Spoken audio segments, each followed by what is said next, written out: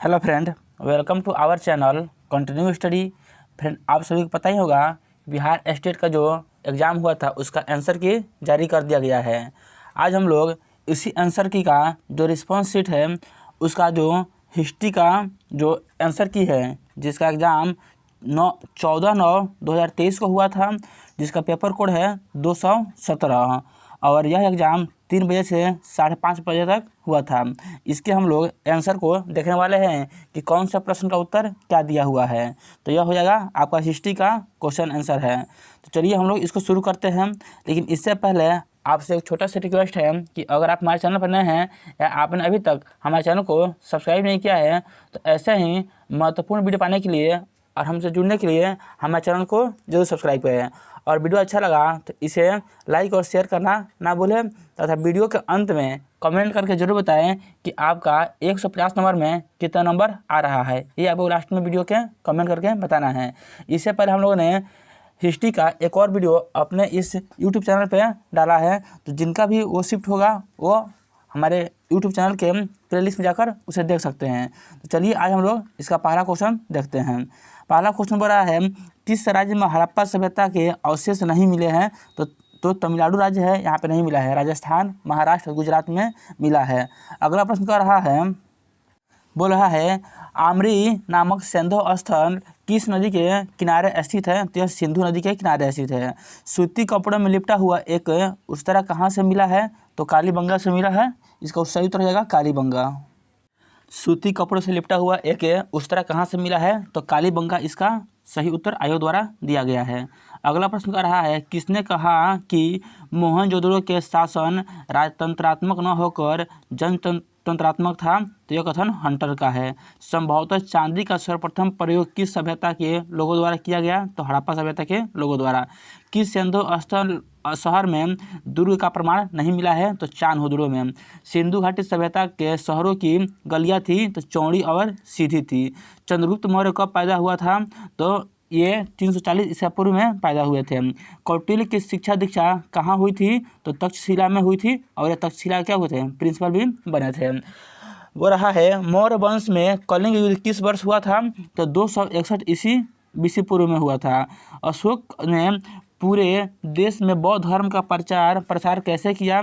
तो धर्म महामात्रों को भेजकर। मेगा स्थिरीज के अनुसार चंद्रगुप्त मौर्य का शासनकाल के दौरान समाज कितने जातियों में विभक्त था? तो 7 जातियों में विभक्त था।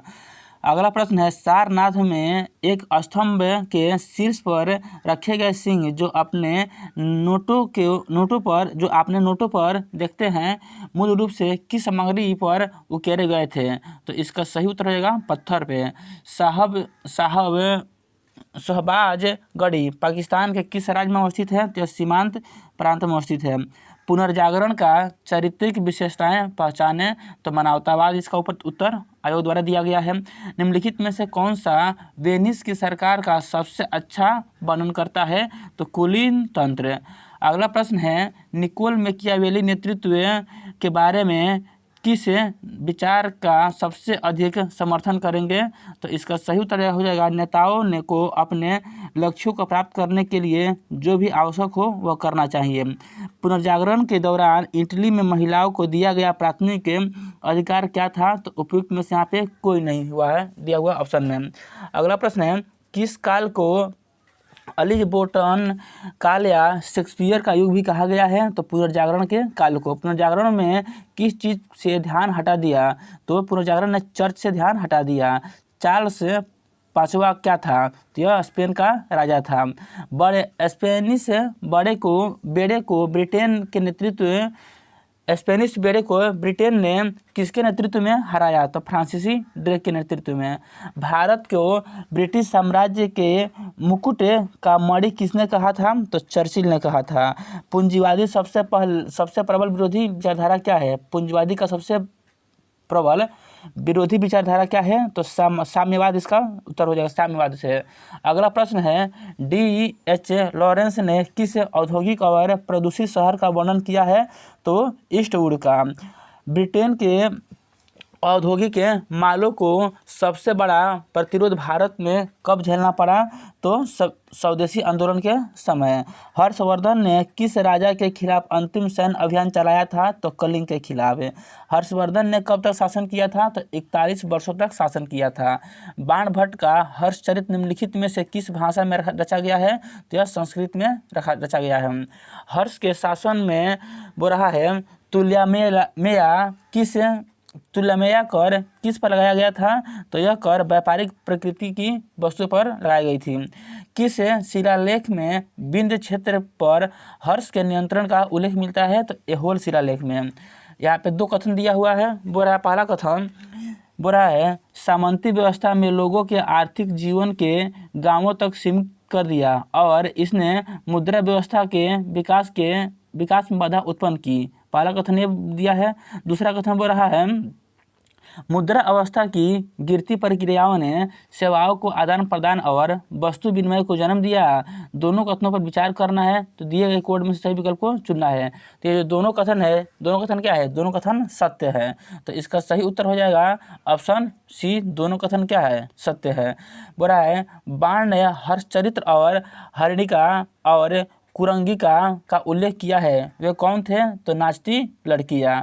बोला है कलिंग तुपरारिणी किसकी रचना है? तो यह जो है यह जायंगोंडार की रचना है। अगला प्रश्न है किस चोल शासक के समय चोल प्रतिनिधिमंडल चीन गया था? तो इसका सही उत्तर हो जाएगा कुलोतुंग प्रथम के समय। बोल रहा है माधवी ने कोलवन के वापस चले जाने पर कौन सा धर्म अपना लिया था? तो बौद्ध धर्म अपना लिया था। इनमें से कौन एक चोलकालीन बंदरगाह था? तो देवल, खंबात और थाना सभी क्या था? चोलकालीन बंदरगाह है। चोलकालीन ग्रामों के समूह को क्या कहा जाता था? तो कुर्रम कहा जाता था। चोलों के दक्षिण में कौन सी राजनीतिक शक्ति थी? तो पांड्य था। चोल राज्य की सबसे प्रमुख नदी कौन सी थी? तो कावेरी नदी थी। वो रहा है गिलोटिन डैश डैश था। तो वह एक उपकरण था जिसमें 2 दंडों और 1 ब्लेड होता था, जिसके द्वारा एक व्यक्ति का सिर काट दिया जाता था, उसे गिलोटिन कहा गया था। प्राकृतिक दशा में लौटो किस प्रमुख विचारक का नारा था? तो यह रूसो का नारा था। फ्रांसीसी क्रांति का स्वरूप क्या था? तो फ्रांसीसी क्रांति तो वह मध्यम वर्गीय क्रांति थी, यानी यहाँ पे दिया हुआ है हिंसात्मक दिया हुआ है। तो आयोग ने इसका आंसर हिंसात्मक दिया हुआ है। आप लोग देख लीजिएगा, जिस प्रश्न में आपको डाउट होगा आप उसको ऑब्जेक्शन भी कर सकते हैं। वो रहा है 18वीं सदी में फ्रांस में किसानों से कौन से कार्य नहीं कराए जाते थे? तो स्कूली शिक्षक के रूप में सेवा करना, यह कार्य किसानों से नहीं कराया जाता था। फ्रांस की राजनीतिक निकाय जो होता है उसे स्टेट जनरल कहा गया है। निम्नलिखित में से कौन सा निर्णय सम्मेलन द्वारा लिया गया? तो फ्रांस को एक गणतंत्र घोषित कर दिया गया। अगला प्रश्न वो रहा है वर्साई की संधि द्वारा फ्रांस ने जर्मनी से कौन सा हिस्सा छीन लिया? तो जर्मनी से अल्सेस और लॉरेंस प्रांत को क्या किया? छीन लिया। FD रूजवेल्ट किस पार्टी से थे? तो ये डेमोक्रेटिक पार्टी से थे। विश्वव्यापी जो आर्थिक मंदी थी के बाद ब्रिटेन में किस नीति को मजबूती मिला? तो तुष्टीकरण की नीति को मजबूती मिला विश्व व्यापार आर्थिक नीति के बाद। वो रहा है चीन किस देश के प्रगति तुष्टीकरण की नीति का शिकार बना? तो जापान का। जापान पर नाभिक हमले का आदेश किस अमेरिकी राष्ट्रपति ने दिया था? तो टूमैन ने दिया था। टूमैन इसका सही उत्तर आयोग ने दिया है। संयुक्त राष्ट्र संघ के पहले महासचिव कौन थे? तो ट्रिवेरी इसका सही उत्तर हो जाएगा। द्वितीय विश्व युद्ध के बाद कौन ब्रिटेन के प्रधानमंत्री बने? तो क्लेमेंट एटली ये प्रधानमंत्री बने थे। वो रहा है गजनी राजवंश का संस्थापक था। तो अल्पतगिन जो था वह गजनी राजवंश का संस्थापक था।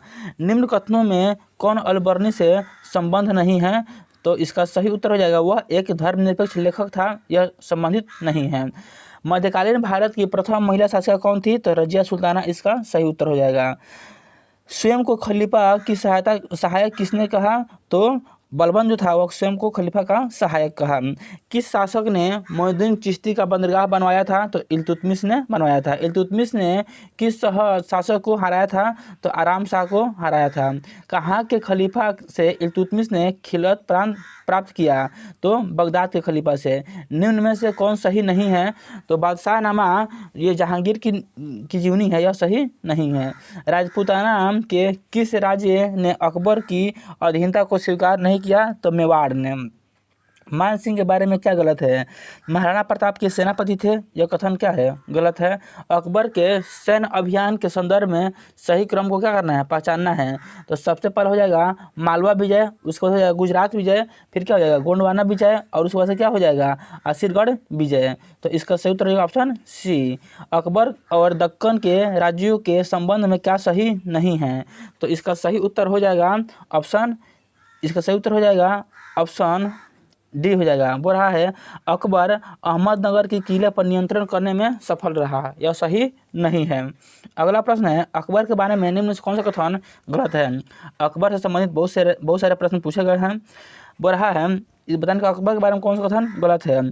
तो शाही परिवार की महिलाओं के लिए मीना बाजार आयोजित करने की परंपरा की शुरुआत अकबर ने की थी, तो यह कथन गलत है। कौन सही सुमेलित है? तो अमील गुलजार राजस्व वसूल करने वाला होता था, तो यह कथन सही है। निम्नलिखित में से किसने अपनी राजधानी मुर्शिदाबाद से मुंगेर स्थानांतरित कर दी? तो मीर कासिम ने कर दिया था। सरफराज खान किसके एक अक्षम पुत्र थे? तो ये मुर्शिद कुली खां के अक्षम पुत्र थे। लेफ्टिनेंट निकोल और क्रो किस लड़ाई में कहाँ शामिल थे? तो बक्सर की लड़ाई में शामिल थे। अब यहाँ पे दो कथन दिया हुआ है, उसके बारे में आपको उत्तर चुनना है। पहला कह रहा है कंपनी ने भारतीय राज्य पर कब्जा करने से पहले अपने प्रभाव का विस्तार करने के लिए विभिन्न राजनीतिक, आर्थिक और राजनीतिक तरीकों का इस्तेमाल किया। तो यह कथन क्या है? यह कथन सत्य है। बी कह रहा है कंपनी ने भारतीय राज्यों में निवासियों को नियुक्त किया। तो यह भी कथन क्या है? सत्य है। तो क्या हो जाएगा? दोनों कथन क्या है? सत्य है। और बी कथन जो ए है उसका स्पष्टीकरण करता है। बोल रहा है मुगल सिंहासन ग्रहण करने वाला पहला शाह आलम द्वितीय का नाम क्या था? तो इसका सही उत्तर रहेगा प्रिंस ऑफ गौहर। निम्नलिखित में से कौन सा कथन सही है? बताना है कि दो कथन इनमें से कौन सा कथन सही है। पहला कथन बोल रहा है प्लासी की लड़ाई अंग्रेजों ने अपने हथियारों की ताकत से ज़्यादा अपने कूटनीतिक कौशल से जीती थी। यह कथन क्या है? सत्य है। बक्सर की लड़ाई इलाहाबाद की संधि और अवध के नवाब से समझौता के बाद समाप्त हुई थी। तो यह भी कथन क्या है? सत्य है। दोनों कथन क्या है? सत्य है। आगे बोल रहा है 4 कथन दिया है, इसमें से क्या करना है? चुनना है कौन सा कथन सत्य है। बोल रहा है पहला बोल रहा है बक्सर के युद्ध के बाद कंपनी ने भारतीय राज्यों के निवासियों की नियुक्ति की। तो सही है। बक्सर की बाद कंपनी ने क्या किया था? भारतीय राज्यों में निवासियों की नियुक्ति की थी। तो यह कथन सत्य है। दो बोल रहा है निवासी स्थानीय अदालत में शाही शक्ति का प्रतिनिधित्व करते थे। यह भी कथन क्या है? सत्य है। 1765 में मुगल सम्राट ने कंपनी को बंगाल प्रांत का दीवान नियुक्त किया। तो यह भी कथन क्या है? सत्य है। तो 3 कथन क्या है? ए बी 1 2 और 3 सत्य है। चौथा देखते हैं। बोल रहा है निवासियों ने वित्तीय और प्रशासनिक शक्ति का प्रयोग किया। तो यह कथन क्या है? गलत है। तो इसका सही उत्तर केवल 1 2 और 3 क्या है? सत्य है। 1857 के विद्रोह में निम्नलिखित नायकों में से किसने फ्रांस के सम्राट को लिखा? अंग्रेजी सरकार के अन्याय एवं शपथ भंग के कार्य चारों ओर एक दाहक रहे हैं, ऐसे दाहक रहे हैं जैसे सूर्य की किरणें। यह कथन क्या है? नाना साहब ने लिखा है। निम्नलिखित में से किसने 1857 के विद्रोह को एक षड्यंत्र की संज्ञा दी है? तो आउट्रम और टेलर ने दिया है। बोल रहा है वाजिद अली शाह को किस कला में माहिर थे? ये कथक में माहिर थे। किस इतिहासकार ने लिखा तथा कथित प्रथम राष्ट्रीय स्वतंत्रता संग्राम न तो प्रथम है न राष्ट्रीय है न ही प्रथम स्वतंत्रता संग्राम है? यह आरसी मजूमदार की हो जाएगा। यहाँ पे आरसी मजूमदार दिया हुआ है, लेकिन हमको लगता है कि शायद इसका आंसर बीडी सावरकर होना चाहिए था। देख लीजिएगा इसका आंसर क्या दिया हुआ है। कुछ प्रश्न है जिसका आंसर गलत दिया गया है। बोल रहा है बैरकपुर किस राज्य में अवस्थित है? तो यह बिहार में अवस्थित है। बोल रहा है हिंदी फिल्म मंगल पांडे की भूमिका किसने निभाई? तो आमिर खान ने निभाई है। दिसंबर 1885 में इंडियन नेशनल कांग्रेस का प्रथम अधिवेशन कहाँ हुआ था? तो मुंबई में हुआ था, और मुंबई में इसकी स्थापना भी हुई थी। बोल रहा है अंबिकाचरण मजूमदार यानी एस.सी. मजूमदार ने किस वर्ष भारतीय राष्ट्रीय कांग्रेस की अध्यक्षता को ग्रहण किया था? तो इसका सही उत्तर 1916 में किया था। लखनऊ अधिवेशन में। बोला भारतीय राष्ट्रीय कांग्रेस की स्थापना कब हुई थी, तो इसका सब उत्तर हो जाएगा 1885 दिया हुआ है, लेकिन आपको डेट के साथ बताना है, तो 28 अक्टूबर 1885 को सही उत्तर दिया गया है। निम्नलिखित में से कौन रहनुमाए मजदायासन से संबंधित थे, तो इसका सही उत्तर हो जाएगा दादा भाई नौरोजी। उसके बाद हो जाएगा नौरोजी फरदोनजी और एस बंगाली, यानी तीनों संबंधित थे। निम्नलिखित में से किसने 1904 से लगातार भारत को स्वशासन देने पर बल दिया, तो दादा भाई नौरोजी ने। भारतीय स्वतंत्रता आंदोलन में 16 अक्टूबर 1905 के किन कारणों से प्रसिद्ध है, तो 16 अक्टूबर 1905 में बंगाल विभाजन क्या किया गया था, घोषणा किया गया था, तो इसलिए यह क्या है, यह प्रसिद्ध है। अगला प्रश्न कर रहा है, किसने कहा था कि राजनीतिक स्वतंत्रता राष्ट्रीय आय वायु है, राष्ट्रीय आय की प्राण वायु है, तो अरविंद घोष का यह कथन है। गांधी जी ने कॉलेज की शिक्षा कहाँ से हासिल की थी, तो श्यामल दास कॉलेज से। यह प्रश्न पीसीएस एग्जाम में पूछा हुआ है। इंडियन आफ्टर गांधी नामक पुस्तक के लेखक कौन है, तो शशि थरूर इसके लेखक है। रॉलेट एक्ट के खिलाफ हुए देशव्यापी विरोध के दौरान हुई हिंसा की जांच के लिए किस आयोग का गठन किया गया था, तो हंटर आयोग का गठन किया गया था। बिहार विद्यापीठ के पहले कुलपति प्राचार्य कौन थे, तो मौलाना मजहरुल हक थे। साइमन कमीशन भारत कब आया था, तो 1927 में। यह क्या हुआ था, साइमन कमीशन बना था, लेकिन भारत आया था या 1928 में आया था, लेकिन यहाँ पे आपको ऑप्शन 1927 दिया हुआ है, तो आप इस पर ऑब्जेक्शन कर सकते हैं। बोला है 1929 में हुए कांग्रेस के वार्षिक अधिवेशन की अध्यक्षता किसने की थी, तो जवाहरलाल नेहरू ने किया था। दारुद उल देवबंद की स्थापना किसने की थी, तो इसकी स्थापना मोहम्मद कासिम नौतनवी ने और राशिद अहमद गंगोही ने किया था, तो दोनों इसका सही उत्तर होगा ऑप्शन सी। द्वितीय विश्व युद्ध में अमेरिका कब शामिल हुआ था, तो 1941 में अमेरिका क्या हुआ था, द्वितीय विश्व युद्ध में शामिल हुआ था, और प्रथम विश्व युद्ध में 17 में शामिल हुआ था। बोल रहा है दक्षिण पूर्व एशिया में ब्रिटेन का सबसे बड़ा बेस कहाँ था, तो सियोल में था। भारत छोड़ो आंदोलन के दौरान जेल ब्रेक की घटना बिहार के किस जेल में हुई थी, तो भागलपुर आदर्श कारागार में हुई थी। जापानी नौसेना ने कब आत्मसमर्पण कर दिया था, तो 15 अगस्त 1945 को, यानी जब उस पर बम गिराया गया था, तो उसके पश्चात।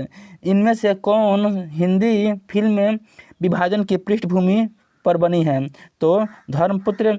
उसके बाद से हो जाएगा गर्म हवा और पिंजर, तीनों उपयुक्त तीनों इसका सही उत्तर रहेगा ऑप्शन डी। पुलिस कार्रवाई द्वारा किस देशी रियासत को भारत में मिला दिया गया, तो हैदराबाद को मिलाया गया था।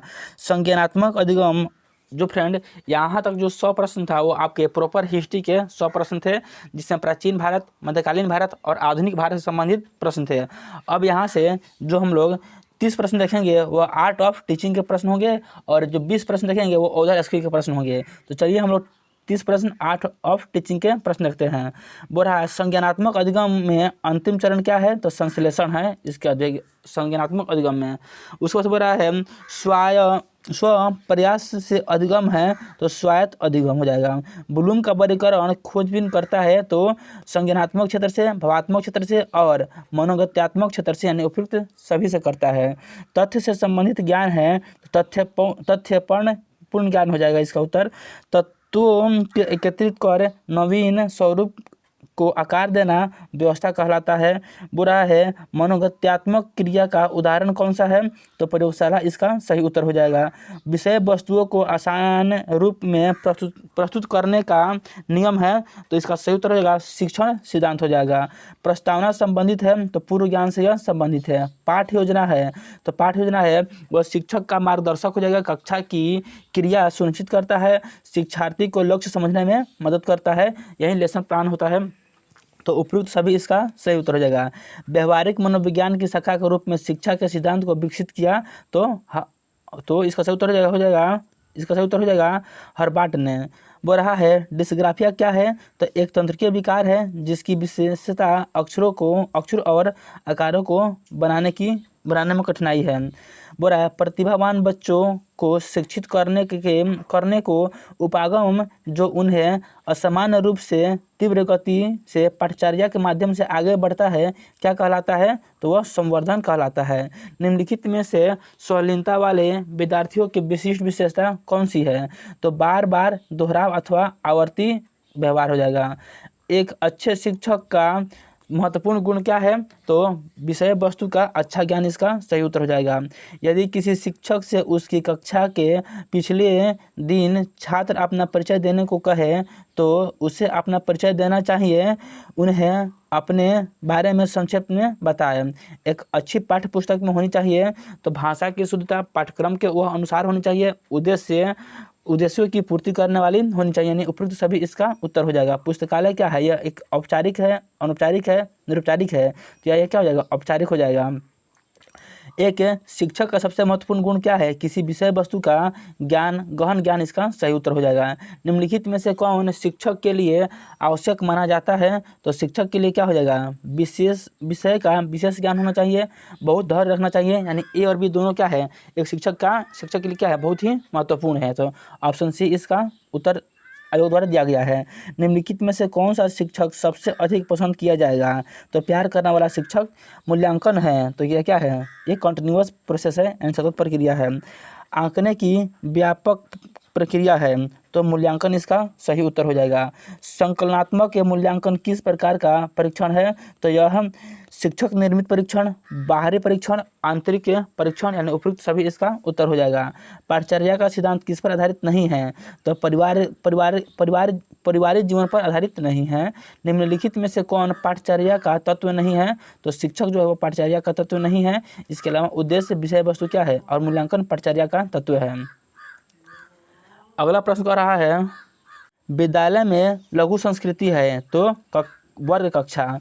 परामर्श का मूलभूत सिद्धांत क्या है? तो स्वायत्तता, न्याय, निष्ठा, उपयुक्त सभी इसका उत्तर हो जाएगा। वर्तमान में सीखने का प्रभावी तरीका क्या है? तो इसका सही उत्तर हो जाएगा प्रमिश्रित प्रणाली अधिगम, इसका सही उत्तर हो जाएगा। सीखने का सबसे अच्छा तरीका क्या है? करके सीखना, यानी लर्निंग बाय डूइंग हो जाएगा। त्रिआयामी शिक्षण सामग्री है तो मॉडल हो जाएगा। यही प्रश्न जो थे 30 प्रश्न वो आर्ट ऑफ टीचिंग के थे। अब अदर स्किल यहाँ पे दिया हुआ है। अब अदर स्किल का हम लोग 20 प्रश्न देखेंगे, जिसमें आपके जीएस और मैथ रीजनिंग के प्रश्न होंगे। वो रहा है, ईस्ट इंडिया एसोसिएशन की स्थापना कब की गई थी? 1866 में किया गया था। निम्नलिखित में से कौन सा दामोदर नदी का उद्गम स्थल है? तो छोटा नागपुर का पठार इसका सही उत्तर हो जाएगा। भारत की प्रथम पंचवर्षीय योजना कौन सी क्या थी? तो 51 से 56 हो जाएगा। उसके बाद वो रहा है, नमक सत्याग्रह के दौरान बिहार में लोगों को नमक बनाने के अलावा किस कर सरकार का विरोध के लिए चुना था? तो चौकीदारी कर हो जाएगा। सौर क्रांति जो समाचार पत्रों में रही किस देश से संबंधित है? तो अफगानिस्तान से संबंधित है। यहाँ पे 2 कथन दिया हुआ है।